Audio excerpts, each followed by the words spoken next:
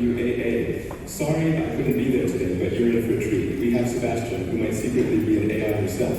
2 Jeffs, because one just wouldn't cut it, and Genevieve, our master moderator. Brace yourselves for a deep dive into AI and big data in the payments industry. Genevieve, take it away.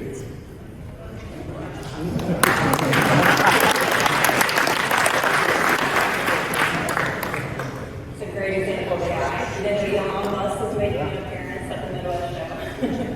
Artificial intelligence, right? I think back to the first time I heard this was back in the 90s, right? The Alien movie, X-Files, right? Fast forward now, we have the emergence of generative AI, predictive AI, machine learning, and then classical computing going to quantum computing. Some may already be using AI, and actually I'd love to take a hand raise and no judgment if you're not. I mean, has anyone already used any kind of AI? Yeah, great. Some may have already used it, right, with soft skills, whether you're creating content using ChatGPT. I know my mentee recently told me that she was using it on how to craft an email without sounding too emotional, right? So a great example of soft skills. We're going to kick off with our panelists discussing more technical skills related to AI and really level set with you all on kind of the demystifying AI. So I'd love to kick it over to Jeff Under to kick us off with that. Thank you. I think probably one of the best places to start is understanding what is AI and demystifying AI, as you mentioned. And probably the easiest way that I like to think about it is AI is essentially extremely large data sets, and those are paired with intelligent algorithms. And a computer looks at that and it recognizes patterns, and then it makes predictions based on those patterns. And that creates the output. And maybe to talk about a couple of example use cases, McKinsey just released a report saying that by 2030, underwriting as we know it today is going to become obsolete, and it's going to be replaced with AI, ML, and deep learning. And a good way to think about that is underwriting, as long as I've known the payments industry, has kind of been a problem that's been somewhat solved, and processors and banks look at it and see what is my comfortable level of risk and how do I constantly stay there. So let's say that's 2 basis points loss or 1 basis points loss. There's constantly this additive process of there's a new threat, some type of business or some type of fraud. Let's add more layers to try to avoid that and keep us at our 2 basis points loss. And it's been consistent for a really long time.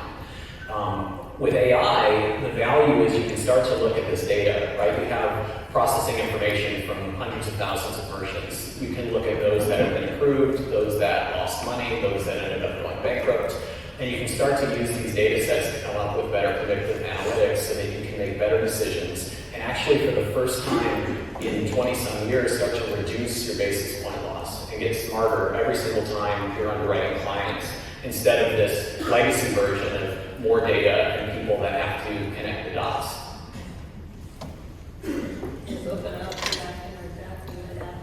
Yeah, I think when we think about the practical application of that data, what do we do with it, right? At the end of the day, for Union, we are looking to marry a few elements. We're marrying customers in real time with brands that are at a bar. So many of us may have a particular bourbon that we had last night that we like, and it's makers. And you go to the bar, and there's no makers there. What do we do? Well, we have some trends. We understand customers' buying behaviors based on data stack. We can push the base old fashioned, and you go from not having any interest in staying at that venue to delight. You become a loyal customer of that particular venue because they now push something to you at the right time that you're ready to buy. It's now how do we connect those brands from the bar to the guests that's at the venue. So our application is very different. We're looking to try to connect those dots and marry those venues and those operators with the customers that are at those venues. Pretty neat. We do that all through understanding the data, what people's buying consumptions are. I think it's kind of worth also maybe, not all AI is created equal, right? As the example in here, there was a large language model where most people are calling Gen AI, right? Which is, going back to Jeff's definition, right? You're taking these large data sets for inputs, running through an algorithm or just a math formula, right? To create a specific output. In this case, we wanted to match that, Elon Musk wasn't here.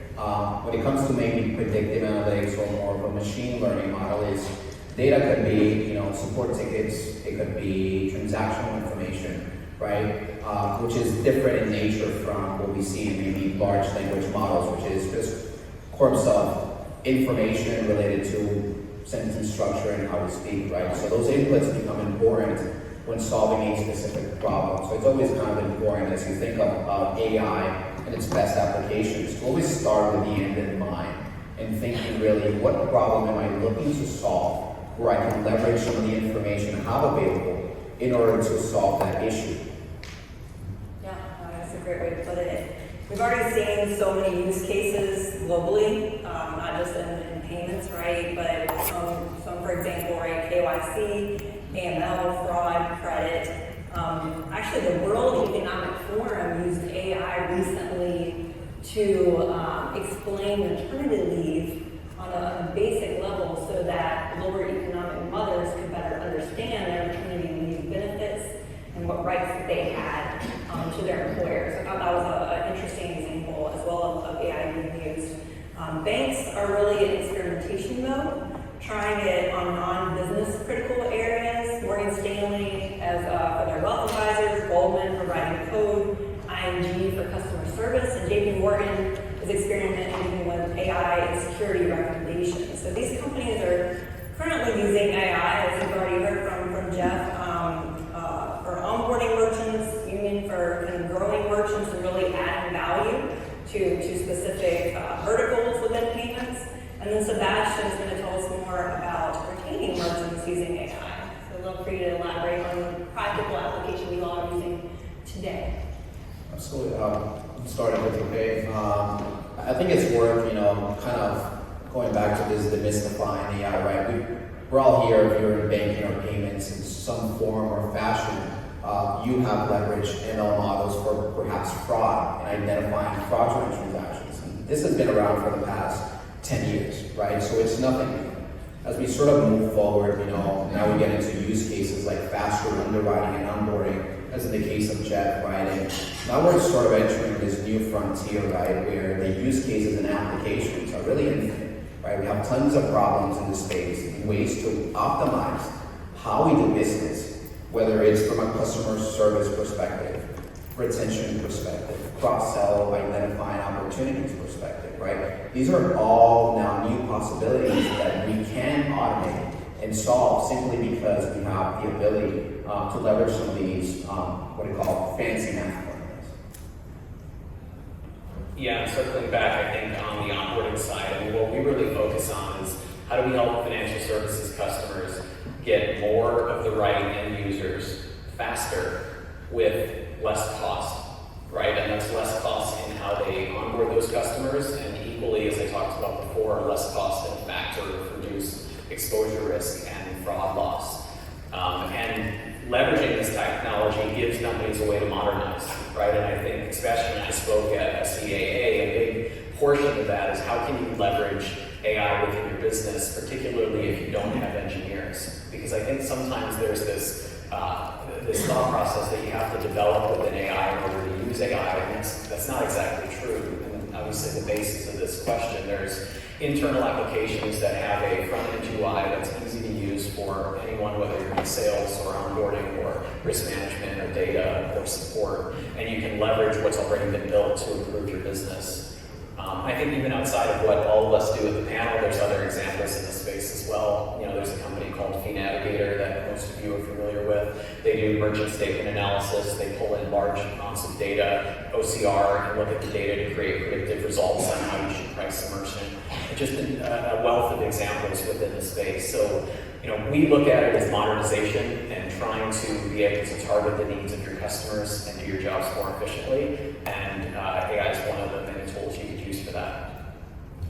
On the growth side, I think that there is a need, for two sides. One, if we're pulling big data in, are we looking at the same spreadsheets over and over again, but nobody really helping? So I think to your point, that's the way do I need an engineer to help me with this? Do I have a partner that can help me with this, right? I don't have the right company that can partner with to help me grow that particular segment of business.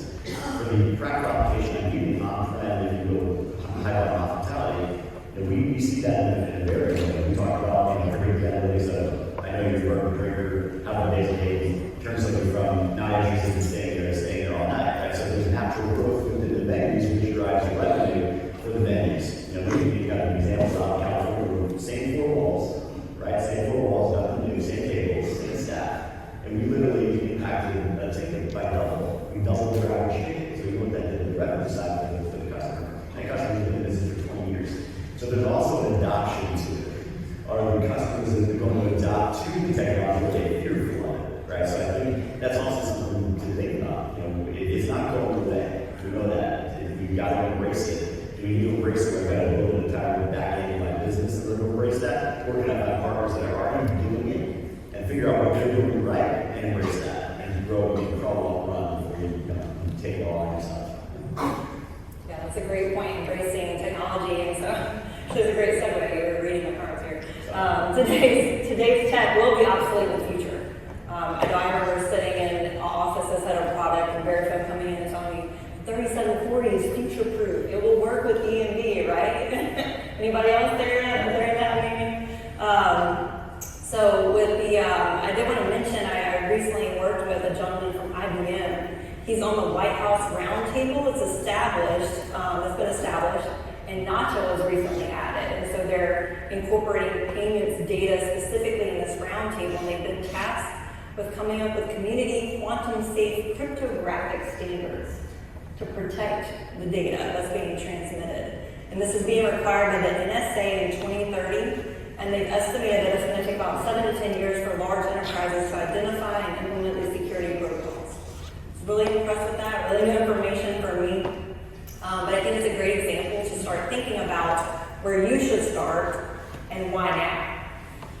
And so we're going to talk about from reducing losses and to generating revenue. So start with Jeff. The revenue game is exciting, and it should be everybody here. I've sat in this seat for many years. Most of my professional career was merchant services. And I think there's something that we got to think about. The definition of merchant services, serving merchants. I think there's a room to that level to start thinking through, and it's serving merchants' customers, delighting those customers in ways that they've not been delighted before through AI. Right? So when we can start thinking that way, naturally, these venues are growing. They're forward thinking. They're thinking about the 21-year-old to the 90-year-old, right? In different ways, right? But they're serving them the way that they want to be served. And again, a lot of this tech stack that's going to drive the algorithm to figure out what we should predict if this gets drinking, etc., is all being driven through data points. The revenue side, when we see an average ticket increase by 28% across the portfolio, that's a huge revenue lift for our ISO partners. Right? Being an open architecture, making sure that we focus on what's important to us as a business is important to protect our relationships with our ISOs. It's very hard in your world to find a vertical stack that you're not competing with, right, first. And then once you find that, when we get this product in, allow it to do what it does, i.e. it's a venue operating system, not a point of sale. Two totally different things. Point of sale, you go to register and take it in. Venue operating system is truly allowing guests to transact what they want, how they want. And we're going to do the job of pushing what they should indulge. And when we do that, we reward those guests, and they actually take advantage of that reward. Their check goes up 70% across our portfolio. So when you think about a $200,000 merchant that we at minimum return into $256,000 merchant, that residual on the dual pricing done right for the great investment. Just because you chose a tech stack that is doing the things that we're over here talking about. So revenue, it's all about it. I think I love the fact that you brought up, because a lot of people think this is a nice to have, right? And AI really, from a revenue generating perspective, right, it's no longer a nice to have, but in a very competitive space when margins are razor thin, right? It's optimizing or really leveraging some of this AI tech in order to move perhaps those margins forward, or the case via expanding a product offering or service where yields to higher retention. It's mainly what we focus on, right? Where we look around in an industry that has north of 20% churn rate on an annualized basis, right?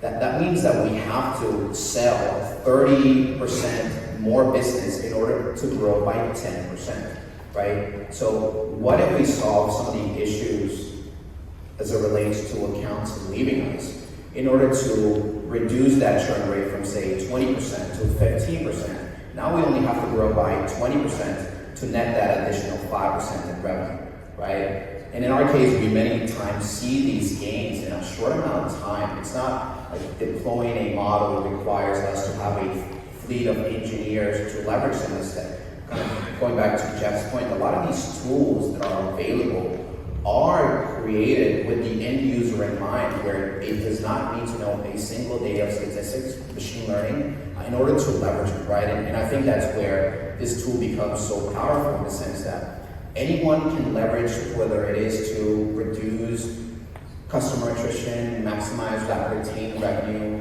onboarding merchants faster, because we understand the difficulties in activating a merchant quickly before they're no longer interested. So these are actions that directly impact that revenue side of the business, which in turn allows us to grow in a more organic manner over time, in a prolonged period of time. Yeah, and the only thing I would add to that, just commenting on a point that Jeff made, which I think is profound, is it's really important that we bring value to the customer, whether the customer is the merchant or the end user of the merchant in your case. And I've watched this transition. I think all of us have been in payments for a long time. I got into the payments world back in 2009. And at that point, you could just sell payments to someone and save them 5% on their bill, and they would move on to the next transaction. We're in a different world today, right? You go into a fast casual place, and they don't want to buy payments. They want to buy software that's going to help them improve the operations of their business, drive revenue for their customers, maybe be more appropriate with what types of products they're selling if they're thinking about profit margins. And I think that's maybe the way to frame AI. So like, how are you making decisions to help create more value for your customers? That's ultimately going to bring you more customers with more standard attrition rates instead of 20+%, which is pretty common in the payment space. And then which software and tools are available that can help you to slowly but surely get through those goals. So we are here to help with your planning, and we specifically wanted to cover pitfalls or potential mistakes to avoid based on what these guys have already seen in market and with their customers. And I know Sebastian's going to specifically talk about data hygiene. So I'd like to say first, these fancy models or MLAI models, right? That's almost like the last leg, right? Building a model for whether it's predicted underwriting, merchants likely to attrit, right? This is the end result. But to get there, you really need to focus on the inputs. What am I feeding the machine in order to solve a specific problem? And what we come across often is, despite the fact that we're essentially in the business of data, moving data from one point to another, and the hygiene that is necessary to leverage some of these models isn't important, right? If we don't have, we have multiple portfolios across different processors, and we don't happen to aggregate or put all these information together, it becomes very difficult for us to find a specific, or to leverage some of these ML or AI models in order to solve an issue, right? So I always like to say, regardless of where you are in your journey, whether you just boarded your first merchant or you're on your way to merchant number 25,000, right? There's always never a better place to start in thinking about data hygiene than now. And by that is just, do we have information from different systems that we're able to bring together? In our case, it's leveraging transactional information, support tickets, terminal information, and a lot of this data happens to be sitting in different systems, right? And that shouldn't necessarily be a reason as to why we don't marry this data together in order to feed it to solve a specific outcome, right? So I would say when it comes to pitfalls, right, it's may have the desire to move forward with one of these tools, but it's important to keep in mind that a lot of times it's necessary from an acquirer perspective to really take a look at that information you have available and really think in terms of how can I simplify or aggregate this information in a way that I can leverage it for different purposes. Do you guys want to add any common pitfalls or mistakes that you've learned along the way? So I think the way I would look at it, and this is parallel to what you were talking about, Sebastian, is it first starts by collecting your own data. To make any of these decisions, you have to have a wealth of data. So a few simple things that you can do. You can extrapolate the detailed residual files that you get from your processors every month and dump that into a streamlined database so they're all running together. Most processors offer SMTP feeds to their ISOs and to their agents, and I don't think a lot of people are aware of that. So you could pull in daily settlement data for every single one of your merchants, and you can store that in a database. And you just really want to think of like, what is the problem I'm trying to solve, and then what is the data I need to solve that problem. That's step one. There probably is a way that you can get that data. And then I would start with a really simple database. There's a lot of them available on the internet that aren't very expensive, where you can put all that data into it and then query it in a way that you can leverage it together. That's ultimately the first piece, because the more data you have, the better, the more accurate that the results will be. And then from this point, I think you would be in a position to be able to make better decisions and start small as you look at different projects. I think that's brings a great point in terms of really starting with the end in mind, right? What is the outcome I'm trying to solve? A lot of times you'll see people, it's like, I just want to hoard and collect as much data as I can for solving some future problem, right? And that becomes a challenge, right? Because as we look at these data feeds, they can be massive, especially we're looking at historical years in time, right? So when it comes to really thinking of what problem am I looking to solve, and then working backwards, right? What are some data points that I can leverage to solve this specific problem?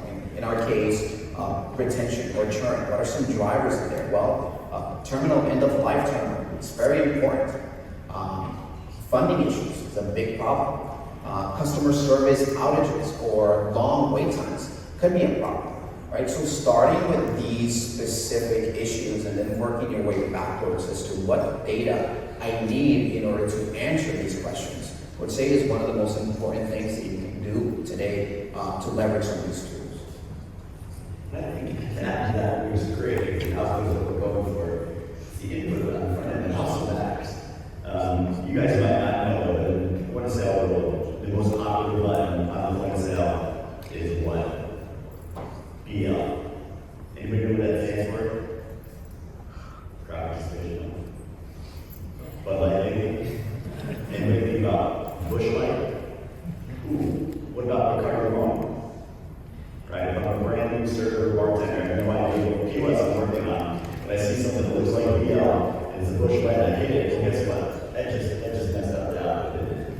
Right, the input's gotta be clean, because we're not actually writing clean inputs on the front end. You can't expect clean data on the back end, which is what happened. So I think it also needs to be very clean on the front end, not just so we get the appropriate data output. I think we're all very familiar with garbage in, garbage out, especially with Salesforce and sales agents and databases, where I think it's a similar situation there. We're going to have plenty of time for questions or anything you all want to add to the conversation. We're going to give this, I'm going to say last question, but we may come back for some others if we have some time. But we're going to talk with the panelists here about where do you see the use of AI expanding within our industry. And Jeff, I know Jeff from Union, you spoke on our pre-call about really, the agents, the ISOs, the processors, right? Anyone who's in the service provider, really interviewing their partners, right? Whether that's point of sale or terminals, and I'd love for you to expand upon that. Yeah, I'm hoping that this thought process today is walk out of this room thinking differently, right? Who am I partnered with? What are they doing with this? So this conversation with the big room next to us, which is great. There's a lot of talent there. Great group of software providers, ISOs, agents all over the group. And thank you to MWAA for having us. I think this is an important discussion, but I also think it's your responsibility now to walk out of this room and have a different conversation, with those ISOs, with those ISVs that are out there, and drive what we're doing. And where does it end? What are they thinking? Right? Are they thinking past now? As it is in the earlier mean, yes, there are other pathways for merchants that's going to truly impact loyalty of brand. Is that a repeat customer? Am I building my portfolio? Which at the end of the day impacts you. Right? So if you're looking for a book that's sticky, that's not handling you, being with you forever, and you can drive additional revenue just by smart, just being a little bit more inquisitive, if you will, on who I'm partnering with, then that's a really good move for you and your business. So I think, again, there's a great group of biases together, and we should be using them a little bit differently than you were in the first half of the show. I really do love, I mean, we're sort of entering the Wild West in terms of all the different applications that we can solve today, right? If we just go 5 years ago, 10 years ago, the cost for computing and building some of these models was astronomical, right? And now we're in a place where everything is cloud-based, everything is relatively cheap, right? So you really can leverage a lot of these tools in a very cost-effective manner.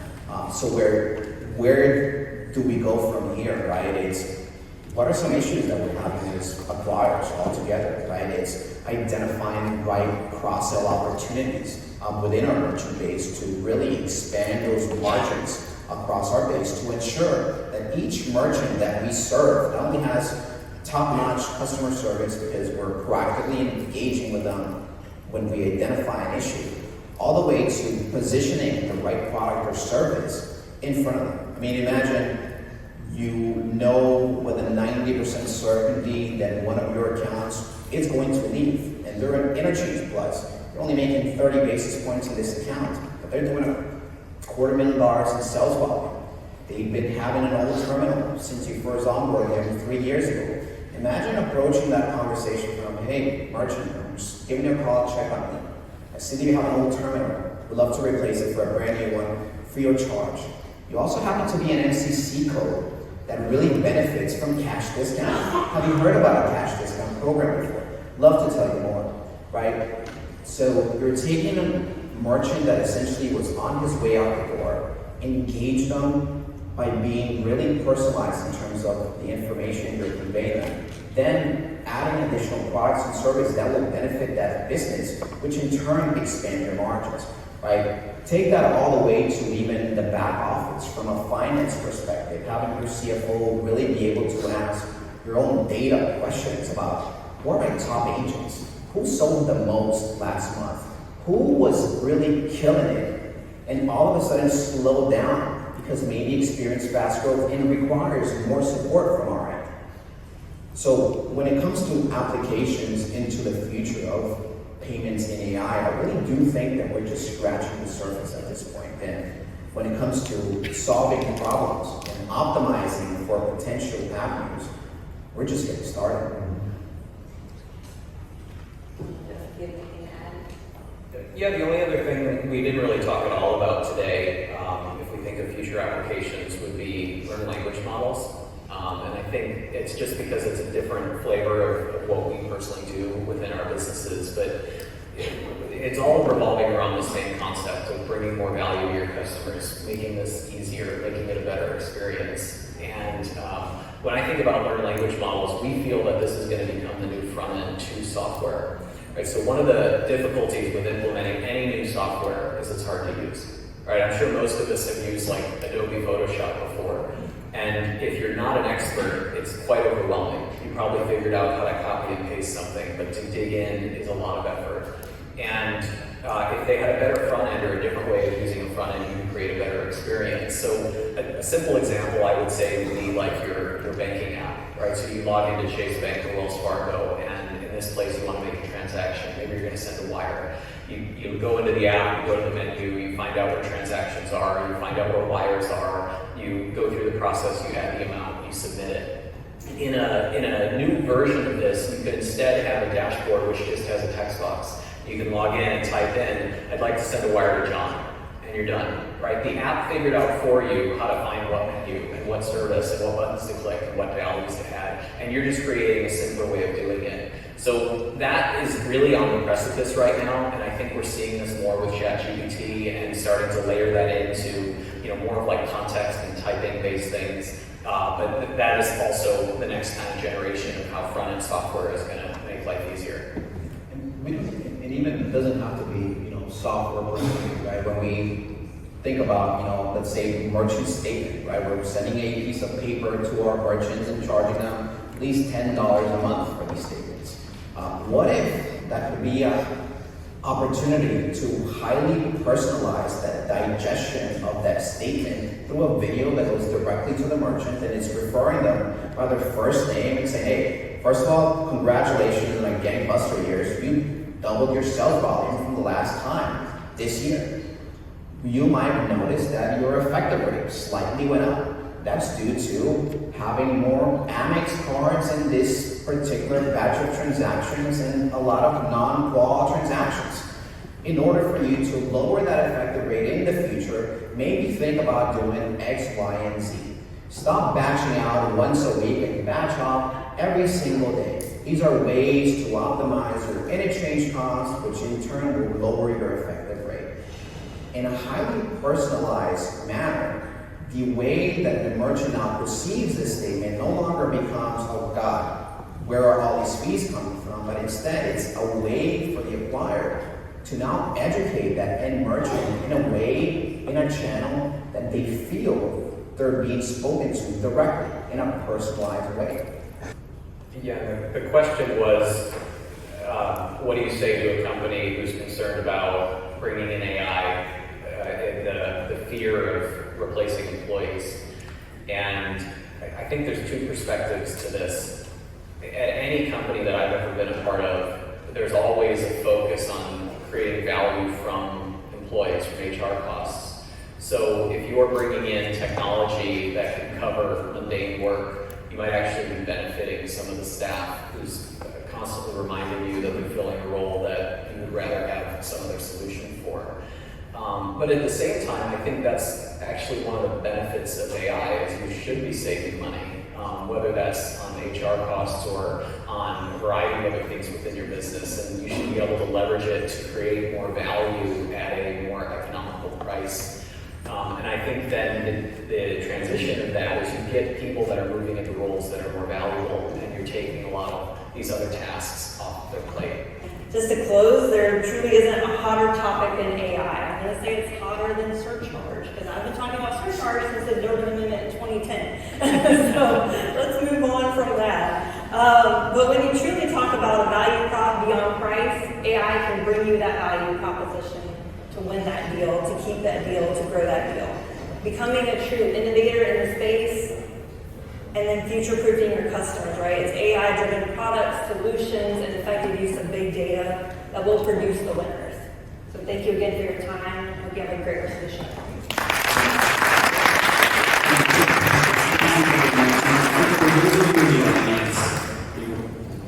We try really hard when we look at who we're going to put on stage to speak